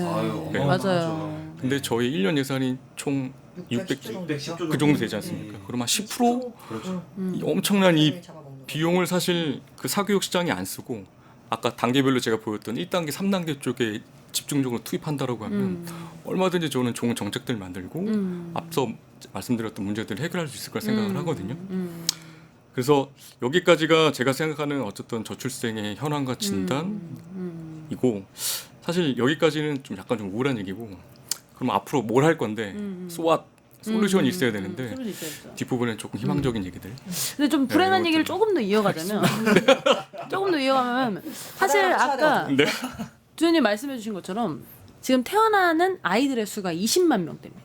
이 20만 명대가 뭐 얼마나 태어난 거야? 이런 생각이 드실 것 같아서, 이대로 가면 저출생이 이대로 이어진다면 어떤 문제들이 우리 사회에 일어날까를 좀 같이 좀 얘기해 보려고 하는데요.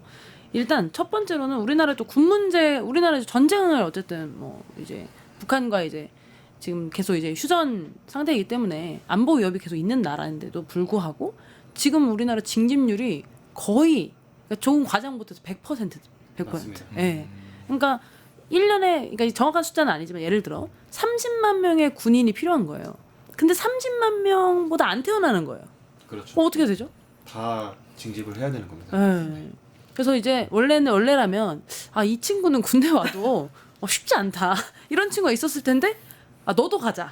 그렇죠. 모두가 가야 되는 이제 그런 좀 상황이 벌어지고 있고 또 이 태어나는 사람들이 없다 보니까 비율적으로 이제 고령 인구가 상대적으로 이제 돌아가시는 분들은 줄어들었으니까 고령 인구가 늘면서 복지 세금 부담이 좀 확대되고 또 특히 또 말씀해 주신 것처럼 수도권에만 아이들이 또 태어나는 경향이 있잖아요. 네. 지방엔 사람이 없으니까 지방 공동체가 또 소멸되면서 더더욱 자녀를 낳으려는 사람들은 지방으로 또 안 가는 그런 것들이 있는 것 같아요. 이런 상황들이 이어지면 우리나라 어떻게 되는 거죠? 가난해집니다. 가난해진다. 예. 일단 인구가 감소하는 것에 있어서 가장 큰 문제는 결국 국가의 경제 규모가 쪼그라드는 거에서 모든 것이 시작이 되죠. 그래서 일단 이제 가장 큰 실존적인 위협은 저희 대표님께서도 말씀하셨듯이 국방이 안 돌아간다가 일단 되는 것이겠고요. 그리고 이제 앞으로 한 2050년, 60년, 70년 이렇게 가게 되면은 대한민국의 인구가 대충 한 3천만, 2,700만 이렇게까지 쪼그라든다라고 확 주네요. 하죠. 그러면 어떤 문제가 발생하냐면 지금 현재 한국의 내수 시장에 자리 잡고 있는 대기업들은 내수 시장만으로는 아마 사업이 이전만큼 영위가 안 될 거예요. 그냥 절대적인 숫자가 줄어들어 버리는데 사실 해외 시장 개척하면 되자는데 해외 시장 그렇게 쉽게 개척 안 되죠. 안 당연히 되죠. 굉장히 어렵단 말이에요. 그러면은 결국 내수 시장 줄어드는 대로 그대로 계속 얻어맞을 수 있을 수밖에 없고 거기서 가장 크게 얻어맞는 데가 지금 이미 얻어맞고 있는데 영화관 이런 데들 사실 다 망하고 있고 뭐 우리가 조금 더 자영업 레벨로 내려가 보면은 사진관 뭐 이런 데들 있지 않겠습니까? 다 아마 많이 없어지게 될 거고요. 문제는 뭐 가령 이제 그렇게 되면은 한국은 내수 산업만으로는 사실 기업들이 채산성을 맞출 수가 없으니까 이 기업들이 어떻게 해야 되냐면 가격을 올리게 됩니다. 그러면 물가가 올라가요. 그래서 이게 시장 규모가 줄어들게 되면 우리가 얼른 생각할 때는 경제학의 법칙에서 수요 공급에서 수요량이 내려가면은 가격이 내려가야 되는 거 아니야 라고 생각할지 모르겠지만 그거는 생산자의 입장에 생각했을 때 내가 규모의 경제를 달성할 수 없기 때문에 시장이 작아지면 가격을 올릴 수밖에 없어요. 그럼 물가가 올라갑니다. 근데 문제는 이게 어디도 해당이 되냐면 한국의 물건을 수출하는 외국 사람들한테도 해당이 되거든요. 소비자가 적으니까. 그렇죠. 근데 우리나라의 여기서 가장 치명적인 문제는 식량 자급률이 낮기 때문에 우리나라는 상당수의 과일, 채소, 신선식품, 낙농제품 이런 걸 수입에 굉장히 많이 의존을 하고 있어요. 근데 한국의 인구가 5,100만이었을 때랑 3천만일 때랑 외국의 농부나 목장주들이 볼 때는 한국향 물건은 채산성이 달라지는 거예요. 그럼 이 사람들은 두 가지 방법이 있습니다. 첫 번째, 한국의 물건을 안 판다. 두 번째, 한국행 물건의 가격을 올린다. 두 가지 방법밖에 없어요. 그러면 이 사람들이 어떤 방법을 선택하든 우리한테는 어떤 미래가 기다리고 있느냐? 물가가 오르는 미래는 무조건 기다리고 있습니다. 무조건 인플레이션을 오는 미래가 기다리고 있어요. 근데 이제 그 상황에서 우리가 국민소득의 그러니까 경제적 생산성을 인구가 감소하는 것보다 더 빠르게 성장시킬 수 있느냐? 없죠. 의 문제가 있는 거예요. 뭐 그거는 이제 사실 뭐 불확실성의 영역이긴 한데 이제 지금과 같은 저성장 구도가 앞으로 계속 고착화되면 우리는 경제적으로 계속 가난해지는 게 아마 가장 우울한 결말일 거다. 그래서 저는 사실 그 지점에서 더 우울하죠. 저는 애가 있으니까. 가난해질 나라가 예견되는데 내 자식이 거기 살아야 된다는 거에 또 이제 그렇죠. 강하게 느끼시겠네요. 소장님 어떻게 생각하세요? 조금 더 극단적으로 가볼게요. 그냥 먹고 약간 가난해질 거다라고 하는 게 약간 추상적일 수도 있을 것 같아서 자 보세요. 인구가 줄잖아요. 그러면 그냥 당장에 우리가 체감을 좀 못할 수도 있긴 하지만 아까 뭐 경제 얘기도 해주셨듯이 그러니까 내수 시장이 활성화되지 않으면 지금 현재도 대기업들의 많은 제조업 공장들이 철수를 하고 있어요. 인도에 공장 설립하고 미국에서 쪼으니까 미국 가서 설립하고 그러다 보면 일자리 없어지죠. 일자리만 없어지는 게 아니라 예를 들어서 뭐 식품 가공업 이런 거 같은 경우에는 우리나라에서 생산하는 이제 농산물 원자재를 써서 제조를 한단 말이에요. 그러면 제조 공장이 밖으로 나가버리니까 거기에 농산물을 대던 농부들은 또 일자리를 잃어버리게 되는 거죠. 이런 식으로 사회적인 구조가 쭉쭉쭉쭉 그냥 아예 붕괴되네요. 도미노처럼 붕괴되는 거고, 그러다 보면 우리가 지금 또 부양해야 될 인구는 되게 많은데 부양을 할 인구는 적잖아요. 그렇게 되면 탈조선이 또 가속화되겠죠. 왜냐면 살고자 하는 사람들이 한국에 계속 살겠어요. 이제 젊은 층이 될 친구들이 굉장한 무슨 사회적인 투사가 되어서 나는 그래도 대한민국을 지킬 거야. 아니 왜? 그저 나갈 거잖아요. 뭐 이민을 가게 되든. 그렇게 되면 진짜로 이 헬조선에서 견딜 수 있는 극강의 일부의 사람들만. 지배 계층들과 그리고 탈조선조차 하지 못하는 극강의 하층민들만 양극화가 완전하게 심해진 상태에서 잠시 존재하다가 대한민국은 사라질 것이다. 아니 이런 말 들어보면 사실은 저출생이라는 게 단순히 아이가 안 태어나는 문제다라고 할 게 아니라 대한민국의 어떤 경제적인 규모, 안보적인 이야기 이런 것들을 다 담고 있어서 사실은 우리가 AI 시대가 오니까 100조 투자해야 된다 이런 말 나오는 것처럼 저출생이야말로 진짜 경제 안보를 아우르는 문제이기 때문에 저출생에 진짜 100조? 아니 200조, 1000조까지 투자해야 된다라는 말이 나와야 되는 그런 시점이 아닌가라는 생각이 들어요. 그래서 이제 좀 더 이제 얘기를 좀 더 좀 환기해 보면 사실 좀 지금은 좀 큰 단위에서 얘기했던 것 같아요. 한국의 이제 저출생이 이렇고 이런 문제가 생기면 한국 사회 공동체가 이렇게 된다는데 사실 근데 어쨌든 개인이 이게 아이를 낳아야 되기 때문에 이 개인이 느끼는 이 저출생의 문제가 해결되지 않으면 사실은 좀 어려운 것 같아요, 해결하기가. 그래서 이 청년들이 결혼과 출산을 기피하는 이유가 아까 이제 뭐 주연님께서 말씀해 주셨지만 뭐 경제적 이유도 있고 문화적 이유도 있고 그리고 가치관적인 이유도 있는 것 같아요. 가장 중요하게 사람들이 결혼과 출산 안 한 이유 뭐라고 좀 보세요? 이거 자료도 좀 띄워주시면 좋을 것 같은데요. 지금 뭐 최근 3개년 조사만 봐도 인식조사 보면 청년들이 아이를 낳지 않는 이유 압도적인 1위가 경제력이에요. 내가 아직 경제적으로 결혼할 준비가 되지 않아서 아이를 낳을 준비가 되지 않아서 그리고 앞으로 내가 뭐 좋은 일자리에서 안정적으로 돈을 벌 것 같지 않아서 다 경제적인 거란 말이에요. 거기다 플러스해서 이제 주거 문제가 있긴 한데 주거조차도 경제 문제잖아요. 그러니까 내가 지금 불안정한 경제력 때문에 아이를 낳지 않는 게 지금 제일 커요. 아까 저희 앞서서 뭐 수도권 집중 이야기했지만 수도권 집중 때문에 또 이런 경제 문제가 이제 심각해지기도 하고요.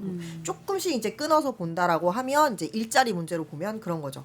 뭐 비정규직, 또 저임금의 불안정한 일자리. 근데 이렇게 되다 보면 노후 걱정이 되게 되는 거예요. 지금 뭐 연금 개혁 얘기도 나오기도 하지만 내가 나이 들어서 뭐 결혼하고 아이를 낳아서 살다가 나중에 뭐 아이가 최소한의 뭐 부양을 해주던지 뭐 아니면 정부가 나에게 충분한 연금을 줘서 날 부양하든지 뭐 이런 기대감이 있어야잖아요. 없다는 거예요. 근데 그 사회에서 무슨 아이를 낳아서 뭐 낳는 행복? 당연히 뭐 느껴보고 싶기도 하죠. 근데 최소한의 여유랑 아니면 희망이 있어야 아이를 그런 생각을 해볼 거 아니에요. 근데 없다는 거예요. 이거는 여러 통계조사에서 봤을 때 고소득층 같은 경우는 우리나라 같은 경우 합계 출산이 한 1.4 정도가 그래도 나오는 걸로 알고 있어요. 근데 오히려 저소득층이 출산율이 굉장히 줄어들고 있죠. 거기서만 봐도 경제적인 이유가 아이를 낳지 않는 굉장히 큰 주요한 원인이 되고 이유다. 있다. 그런 걸 알 수 있는 것 같아요. 두현님은 어떤 게 좀 주요한 이유라고 보세요? 저는 두 가지 정도 얘기해주고 싶은데 일단 먼저 첫 번째는 일자리. 우리나라 제가 좀 통계는 지금 정확한 숫자를 말씀 못 드리겠는데 비정규직이 정규직으로 가는 비율이 채 10%도 안 돼요. 그렇죠. 그러니까 비정규직들은 비정규직으로 움직이고 전환율이 너무 낮죠. 맞습니다. 네. 정규직만 정규직으로 전환하는 비중이 매우 높아요. 그러니까 그 말은 즉 안정적인 일자리가 없다라는 얘기고 안정적인 일자리가 없다 보니 경제 소득이 적어서 자연스럽게 결혼도 못하고 집도 못 구하고 아이도 못 낳게 되는 출산율이 떨어지는 형태로 난다. 그래서 이 일자리 문제를 조금 해결하는 정책들이 좀 필요하다라는 건 첫 번째로 말씀드리고 싶고요. 두 번째 같은 경우에는 아까 소장님 말씀 주셨지만 주거 문제가 사실 가장 큽니다. 그렇죠. 집 문제가 크죠. 저희가 어쨌든 뭐 서울의 수도권에 감사하게도 살고 있기는 하지만 제가 자료를 보니까 최근에 서울시 아파트 평균 가격이 12억? 그거보다 좀 더 되나? 물론 평균치입니다. 평균치입니다. 네, 평소에 따라 조금 다르긴 하지만 근데 강남 뭐 쪽 서초 이런 데는 45, 50억씩 하더라고요. 근데 저희가 뭐 대부분 취업하고 나서 보통 한 몇 년 정도 돈 모아갖고 결혼하고 집 구하고 하는데 12억 모을 수 있을까요? 택도 없죠. 택도 없어요. 12억 1억 2천도 힘들어. 못 모으죠. 근데 부모님 도움 없이 정말 자기 스스로 돈 벌어서 결혼하고 집 구하고 아이 낳는 게 거의 사실 불가능해요. 불가능하죠. 그래서 혹자들은 이렇게 얘기합니다. 그럼 대출 받아서 집 구해 전세하면 되는데 사실 요즘 아시겠지만 관련 제도들도 다 막혀 있어요. 그렇죠. 그러면 정말 이 수도권에 집중한 이 상황 속에서 과연 안정적인 일자리를 구했다고 하더라도 집을 구할 수 없는 상황이어서 이 주거 문제, 집 문제 해결하는 게 저는 두 번째로 가장 중요한 문제라고. 그리고 이런 것들을 저희 뭐 정부뿐만 아니라 정치권, 국회 쪽에서 조금 풀어주시면 좋지 않을까라는 너무 중요하다. 생각을 합니다. 말씀하신 것처럼 돈이 없어서 실질적으로 돈 문제 때문에 또 못하는 거, 여기 일자리 때문에 못하는 거, 집 때문에 못하는 거. 또 작가님은 또 어떤 문제들이 있다고 보세요? 결혼을 미루는 이유에 대해 사실 앞에서 두 분이 다 너무 원래 마지막에 어려운 법이죠. 잘 해주셔서 뭐 중요한 이유들은 다 말씀을 주셨던 것 같고요. 일단은 뭐 이제 두 분께서 말씀을 안 한 약간 무형적인 부분을 조금 건드려 보자면 이제 가치관의 변화 문제가 사실 있죠. 왜 그러냐면은 옛날에는 결혼도 사실은 그냥 나이가 어느 정도 되면 무조건 해야 되는 거였고 출산도 결혼을 했으면은 그냥 해야 되는 자연스러운 거였는데 이제 그런 것들이 더 이상 우리 사회에서는 더 이상 중요하지 않게 된 거죠. 뭐 이거는 사실 한국 사회의 그 현대 한국 사회 역사를 쭉 살펴봤을 때 그냥 산업 구조의 전환 측면에서 너무 자연스러운 거긴 한데 뭐 우리나라가 60년대 70년대까지만 해도 농업 위주의 국가였고 그리고 지방에도 인구가 굉장히 많았고 그런 사회에서는 사실 자녀를 출산을 하는 거는 일종의 경제력 확보랑 직결이 되는 거였죠. 자녀가 곧 노동력이 되는 사회였으니까. 근데 사실 엄밀하게 말해서 지금 대한민국 사회에서 자녀는 소비재가 됐죠. 왜냐하면 일단은 자녀를 양육하는 거에는 돈이 들어가는데 이제 그 자녀가 나중에 독립을 해서 성인이 돼서 경제활동하고 나중에 나를 부양할 것이다라는 그 부양 모델이 깨졌거든요. 우리나라에서는. 그럼 결국 이제 그 이 부양 모델이 깨진 이유는 아까 전에 저희 두현님께서 말씀하셨다시피 뭐 양질의 일자리가 소멸하고 지방이 소멸하고 뭐 집값 졸라 이런 경제적인 문제들이 다 섞여 들어가 있는 건데 한국 사회는 결국 길게는 한 2000년 정도까지 그래도 우리나라 청년들의 미래를 설계할 수 있었던 각종 뭐 가부장적인 경제 활동 모델이라든지 자녀가 부모를 부양하던 하는 그런 모델이라든지 이런 것들이 전부 다 깨졌어요. 그런 것들이 전부 다 깨졌으면 누군가는 이의를 제기했었어야 됩니다. 우리는 지금 나라의 현실이 이러니까 우리가 청년들에게 경제적으로 새로운 모델을 제시를 해줘야 된다라는 얘기를 했었어야 됐어요.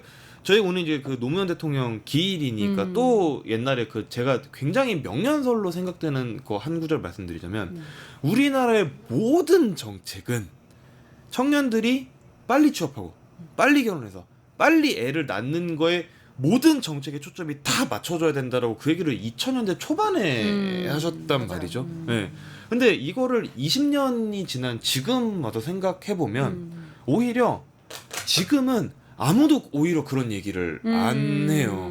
네. 아무도 그런 얘기를 안 하고 오히려 뭐 그냥 약간 서로 간에 밥그릇 뺏는 그런 싸움 그런 이전 투구로 오히려 더 바뀌게 된 좀 저는 그런 아쉬움들이 굉장히 많이 들거든요. 그래서 결국 이제 그 두 분이 말씀해 주셨던 거를 제가 좀 종합을 해서 그냥 말씀을 드린 거긴 한데 이런 문제점들 때문에 한국 사회에서 청년들을 이끌어 나가던 기존의 모델들은 다 깨져버렸고 새로운 대안 모델이 제시가 안 된 지가 10년이 넘었어요. 근데 그 어떤 정치인도 대안적인 모델을 제시를 물론 뭐 어떤 특정 정치인을 지지하시는 분들께서는 내가 지지하는 뭐 이준석이야말로 개혁진 뭐 이렇게 얘기하실 수는 있지만 제가 볼 때는 없어요. 제가 볼 때는 없고, 네, 제가 볼 때는 없고.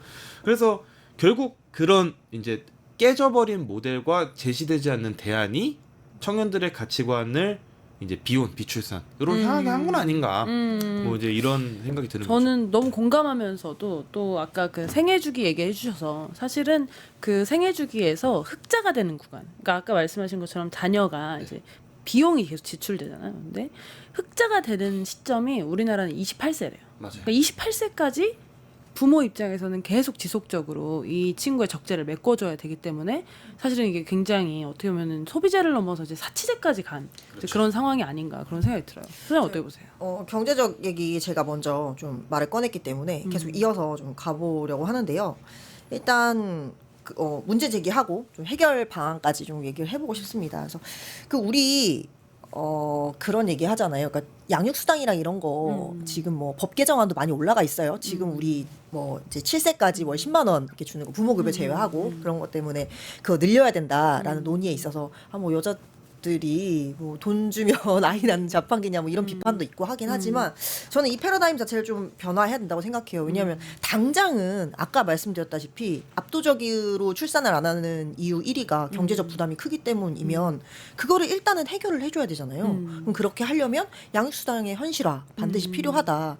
근데 요즘에 이제 최근에 지자체들 정책이나 이런 거 보면 일시금으로 현금으로 주는 데들이 되게 많아요. 출산 축하금 이렇게 해서. 물론 그게 뭐 이제 정부 중앙 정책과의 뭐 마찰이나 이런 것 때문에 있을 수도 있지만 근데 그렇게 되게 되면서 그 돈들이 물론 그 부모들 욕하는 게 아닙니다. 그 돈들이 경제적으로 이렇게 나라에 잘 풀리거나 이런 건 아니거든요. 근데 이런 것들을 양육수당을 아이 한 명 키울 때 최근 이제 인식조사 보니까 청년들이 나 아이 한 명 나오면 걔한테 한 달에 한 140은 들 것 같은데 요렇게 생각한대요.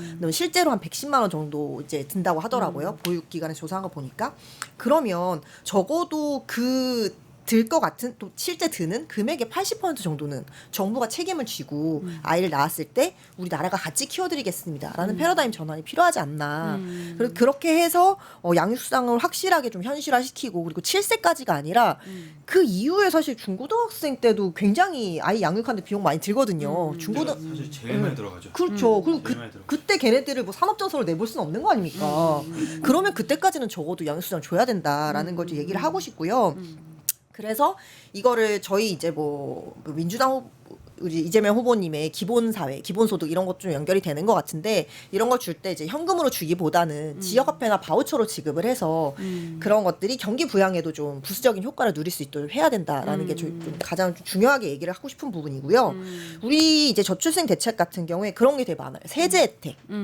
작가님 잘 아시겠지만 책에도 나오는데 저희 이제 2030 세대들 주로 이제 출산하고 양육을 하잖아요. 그 세제 혜택이 굉장히 뭐 작년에도 많이 확충이 됐는데 면세 비율이 되게 높아요. 그러니까 당연히 내가 뭐 일을 하게 되면 근로소득세도 내고 하잖아요. 근데 그거를 어떻게 하죠? 우리 소득공제, 세액공제, 연말정산도 돌려받잖아요. 그럼 실질적인 내 세율이 3%가 아마 채 안 될 거예요. 그러니까 뭐 다 전액을 다 돌려받는 사람도 있고 뭐 그 중에 거의 90% 돌려받는 사람도 있고, 그러니까 13월의 월급이라고 하듯이, 그러니까 그런 것처럼, 그러니까 세제 혜택만으로는 사실 이게 뭐 그걸 준다고 해서 아이를 더 낳거나 이러지 않는단 말이에요. 실효성 있지 않다. 네, 근데 이게 고소득층, 일부 고소득층 말고는 실효성 있는 대책이 아닌데 이런 걸로 좀 가고 있다. 그래서 이런 부분도 우리가 좀 방향 설정을 다시 해야 된다라는 생각이 들고요.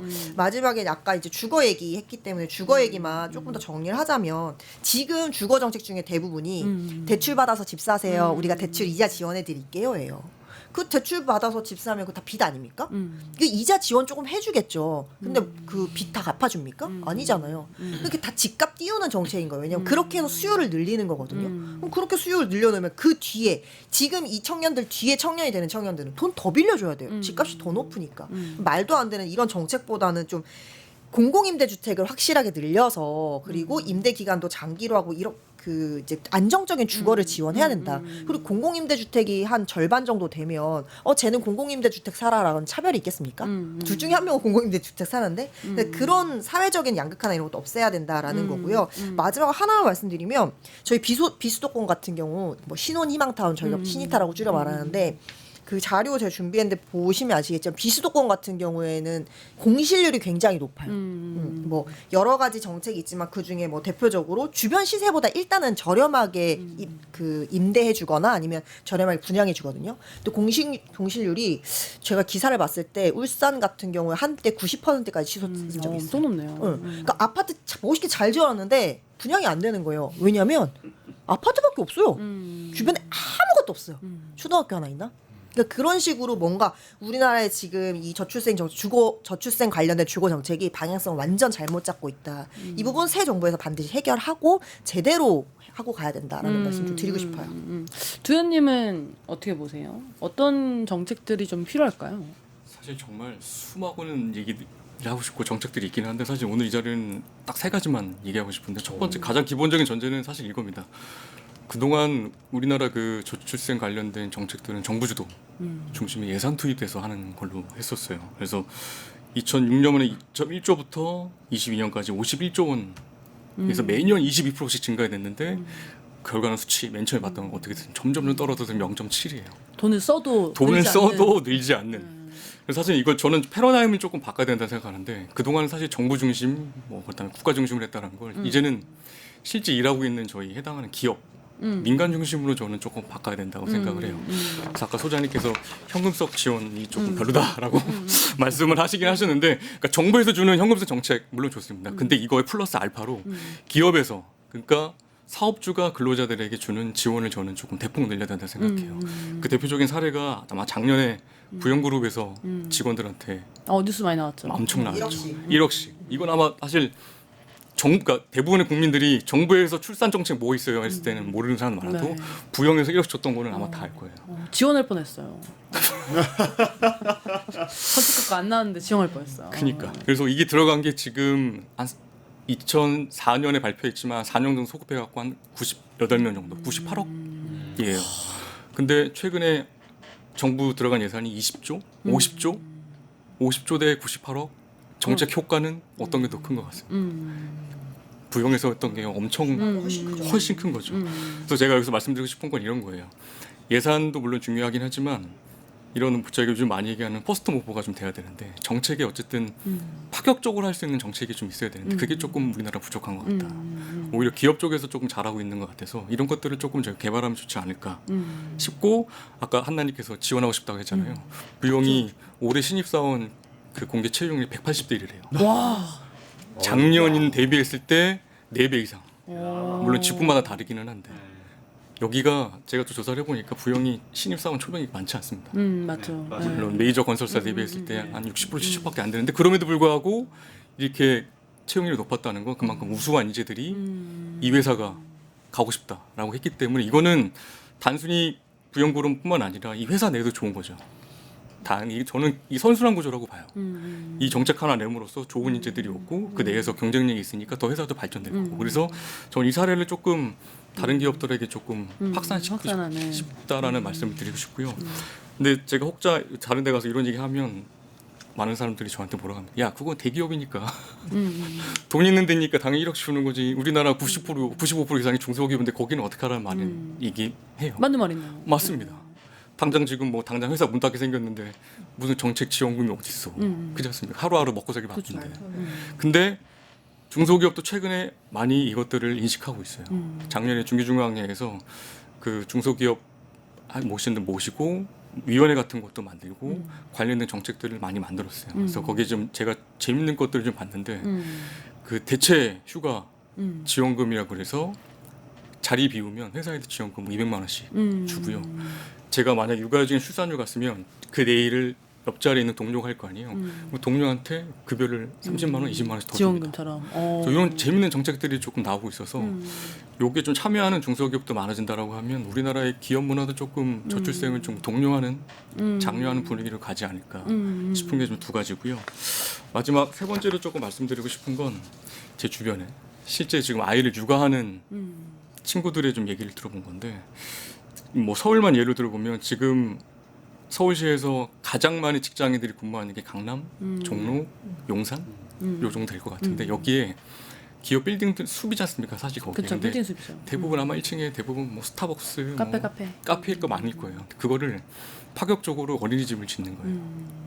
그리고 실제로 기업들이 이거를 하기 위해서 많은 검토를 했는데 관련된 규제들이 너무 많더라고요. 어린이집은 일정 층고가 예상이 돼야 되고 또 안전 문제 때문에 주변에 도로 같은 건 확보가 돼야 돼서 이런 것들을 일정 지역으로 정책적으로 좀 규제 샌드박스라고 해서 좀 풀어준다라고 하면 뭐 쉽게 얘기해서 제가 근무하는 지역에 어린이집이 있으면 1층에 출근할 때 아이 등교 같이 하고 퇴근할 때 같이 가고 뭐 급한 일이 있으면 회사 내에서 바로 그냥 하고 꼭 우리 빌딩에서 있는 직장인들뿐만 아니라 주변에 있는 사람들과 신청 받아서 거기에 국가 차원에서 지원을 해준다라고 하면 제가 봤을 때 되게 좀 팬시하고 좀 멋있는 정책이 되지 않을까 싶어서 어쨌든 정리하면 저는 조금 이 출산 장려 정책도 그동안에 어쨌든 정부 중심보다는 기업 실질적으로 저희가 세금 내고 있는 일하는 직장인들 중심으로 좀 가는 게 패러다임이 좀 전환이 필요하다 이렇게 좀 말씀드리고 싶습니다. 너무 좋습니다.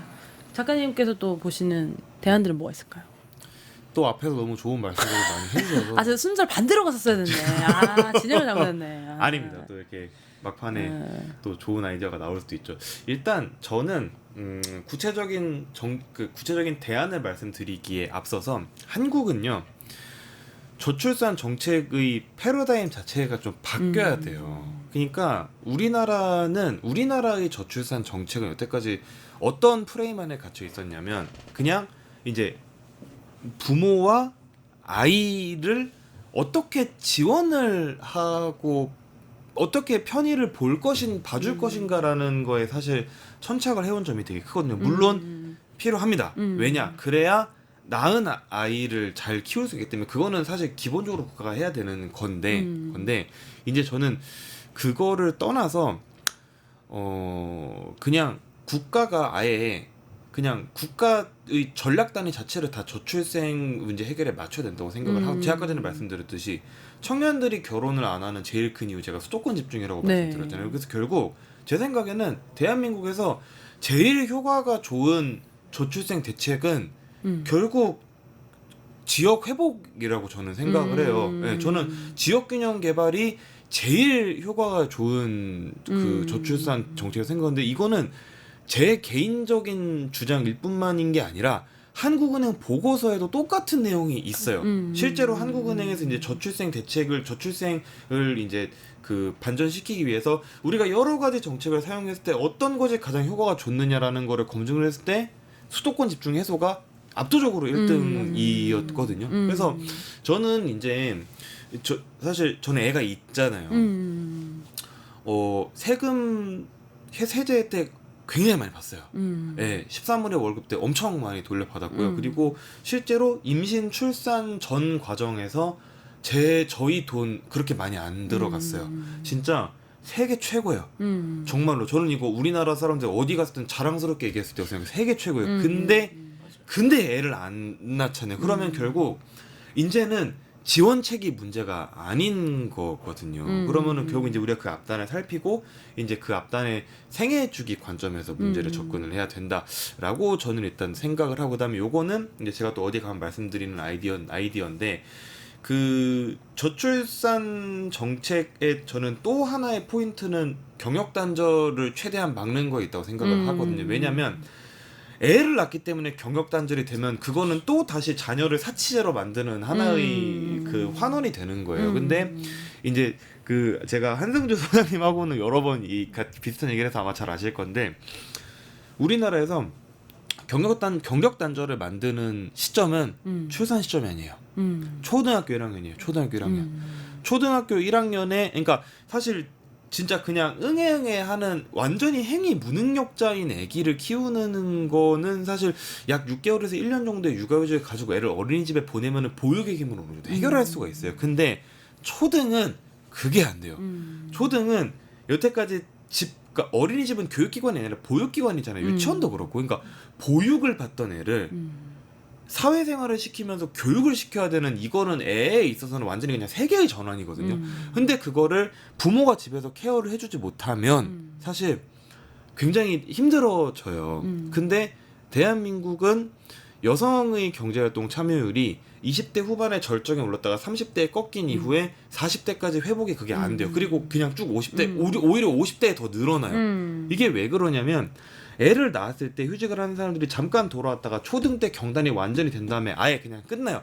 그리고 그 사람들이 이제 자기가 나이가 들고 자녀가 자기를 부양해 줄 수 있는 기대를 못하니까 50대가 넘어서 중노년 여성들이 저임금 일자리로 들어가는 거예요. 맞아요. 그래서 그 사람들이 청소 노동자를 하고 급식 노동자를 하고 이렇게 하는데 이 사람들이 이제 어떤 노동쟁이에 나서면 또 한쪽에서는 우리도 취업을 못 하는데 라는 컨플릭트가 발생을 하는 그런 이제 순환이 생기는 거거든요. 그래서 이제 결국 저는 이 초등 1학년에 집중을 한 어떤 그 잘라 쓸 수 있는 육아휴직 그리고 이제 기업들 육아휴직을 재량에 맡기는 것도 좋은데 저는 강제적으로 좀 많이 주게 하고 그 대신에 그럼 그 사람들은 불편할 거 아니에요. 인건비 빠지고 뭐 불편할 그러면 그거는 저는 정부가 과감하게 법인세 혜택 지원해줘야 된다고 생각합니다. 네, 저는 그런 정책들. 네. 오늘 얘기 나누면서 이 경제적인 부분들, 또 지역적인 부분들, 그리고 돌봄과 생애주기에 대한 부분들에 대해서 얘기를 나눴는데요. 말씀하신 그런 부분들을 사실 좀 해결하고 나면 지금의 0.7명이라는 숫자는 그래도 좀 더 희망적으로 좀 바뀔 수 있는 여지가 있다라는 생각이 들어요. 그래서 이제 오늘 방송을 이제 좀 마무리하면서 그래도 저희 이 요즘 것들의 나라 걱정의 좀 전통이 마지막은 좀 희망으로 끝내보자. 절망으로 끝내서는 안 된다. 그래서 각자 어떻게 하면은 우리나라의 어떤 이 저출생을 좀 희망적으로 만들어낼 수 있을까? 마지막 멘트 같이 섞어서 해주시면 좋을 것 같습니다. 아, 반대로 들어가 보죠. 네. 좋습니다. 작가님 또 보시겠어요? 이런 거는 또 이런 거는 제가 맨 먼저 해야 되는데 희망적인 멘트를 말씀을 드리면 되는 거죠. 일단 저는 아직 늦지 않았다고 생각합니다. 아직 골든 늦지 타임이 않았다. 지났다고 많은 분들이 말씀하시는데 저는 아직 그 희망을 포기하기는 이르다고 생각을 하고요. 우리가 지금까지 살아왔던 그런 관성에서 벗어나서 용기를 가지고 조금만 더 우리가 전향적으로 사고를 할 수 있게 되고 그리고 그런 사고를 실천할 수 있는 사람이 리더가 된다면 뭐 저는 그래도 10년, 20년 안에 충분히 반전의 계기를 마련할 수 있다고 생각을 하고요. 물론 그럼에도 불구하고 지금 태어나고 있는 신생아들의 숫자가 너무 적기 때문에 고통스러운 구간은 통과를 한번 해야 돼요. 그렇지만 어쨌든 저는 뭐 우리는 아직까지 가능성이 있다라고 가능성이 있다. 네, 생각을 합니다. 아, 너무 좋습니다. 두현님. 일단 수치로 저희가 0.72에서 작년 0.75로 물론 미약하지만 0.03이 0.03이 올라왔습니다. 너무 희망적이네요. 그래서 작가님 말씀하셨지만 저는 희망적이다라고 생각해요. 근데 방금 저희 댓글 중에 한 분이 요즘은 결혼하는 나이가 많으니 아기도 잘 못 낳고 그러니까 출산 나이가 산모의 나이가 늦어지고 있지 않습니까? 그래서 사실 개인적인 이야기이기도 하지만 이 난임에 대한 것도 조금 지원 정책에 조금 저는 대폭적으로 좀 늘어야 된다 생각하고 적극적으로 나가야 되는 네, 부분이 맞습니다.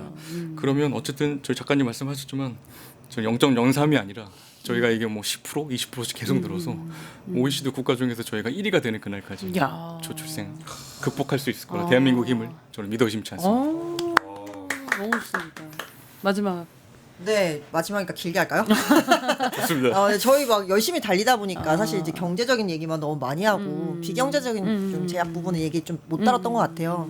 뭐 돌봄 부분도 조금 더 깊게 다뤄야 될 것들이 많고 우리가 뭐 그냥 무조건 돌봄 시간을 늘리는 것만 능사는 아니거든요. 왜냐면 아이도 부모한테 돌봄 받아줄 권리가 있잖아요. 근데 그거를 그냥 부모의 경제적인 활동을 경제 그 영역에다 밀어넣고 경제적 활동을 보장한다는 미명 아래 그런 것들 좀 침해하면 안 되겠다는 생각도 들었고 어떻게 하면 잘 조율시킬 수 있을지 그리고 뭐 아까도 잠깐 얘기 나왔지만 사실 대기업 같은 경우는 지금 그래도 기업에서 여성들이 경쟁력이라는 걸 알고 있기 때문에 복지 수준이나 이런 거 꽤 괜찮은 편이거든요.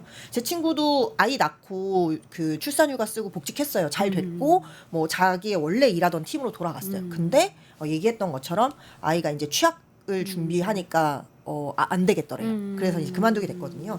이제 대기업도 그럴지 이제 중소기업 오죽하겠어요. 출산휴가 쓰는 것도 힘들어요. 뭐 일주일, 한 달, 뭐 이런 이 상황에서 어떻게 하면 대기업으로만 집중되지 않게 중소기업도 좋은 일자리라는 걸 알 수 있으려면 이런 것들도 필요한 거잖아요. 어떻게 하면 이런 것들 같이 할 수 있는지, 그러니까 기업들이 그러니까 자기업에 들어오는 직원들에 대한 혜택을 주는 것도 중요하지만 뭐 조금 더 기업들끼리 뭐 힘을 모아서 뭐 기금을 조성해서 자신들의 하청 기업 이런 데다 더 지원하다든지 이런 것들도 좀 정책이 돼야 될 것 같고 물론 정부에서도 지원해야 될 것 같고요. 그래서 오늘도 뭐 조선일보에서 보니까 그런 얘기 나왔더라고요. 뭐 이런저런 복지하려고 뭐 1년에 또 10조씩 더 쓰려 그런다. 뭐 저출생에 뭐 몇십 조씩 쓴다 얘기 나오는데 몇십 조가 아니라 우리 1년 예산 610조라도 쓴들 극복할 수 있다면 써야 되는 거 아닙니까?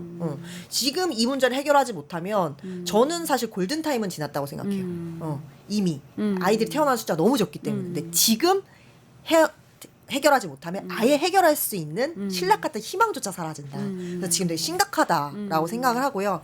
그럼에도 불구하고 우리가 이제 희망적인 얘기로 마무리를 하자면 제가 쥐어짜시는 거 아니에요? 아니요.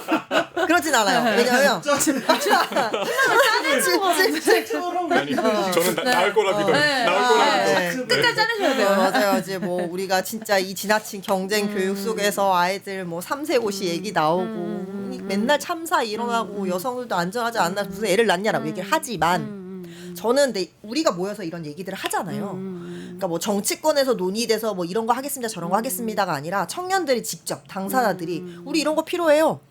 우리나라 저출생 극복하려면 이런 거 해야 돼요. 라는 건강한 논의가 시작됐다는 것 자체만으로 저는 희망을 좀 가져볼 만하다고 생각해요. 그러니까 시혜적인 정책을 우리가 받아서 아이를 낳을 것이냐 말 것이냐를 결정하는 게 아니라, 물론 아이를 출산은 선택의 문제지만 그렇게 어떤 주어진 환경 속에서 단순하게 어떤 선택이 내몰리는 게 아니라 우리가 스스로 선택할 수 있는 폭을 넓힐 수 있는 환경을 만들어가고 있다. 그런 토론들을 우리가 지금 하고 있고 적극적으로 이야기하고 있다는 것 자체가 희망적이지 않나 생각합니다. 아, 좋습니다.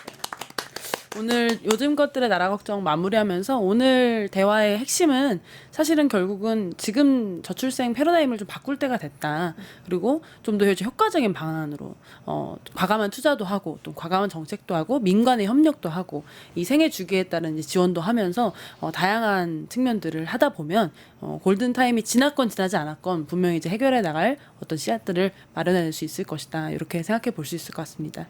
긴 시간 함께 해주신 시청자 여러분께도 너무나 감사드리고요. 저출생 해결할 수 있다는 마음으로 또 더 다음 얘기 이어가 보도록 하겠습니다. 오늘 함께 해주셔서 너무나 감사합니다. 고생하셨습니다. 감사합니다. 뉴스토마토가 12.3 내란을 막아낸 시민영웅 1000명 찾기 프로젝트를 진행합니다.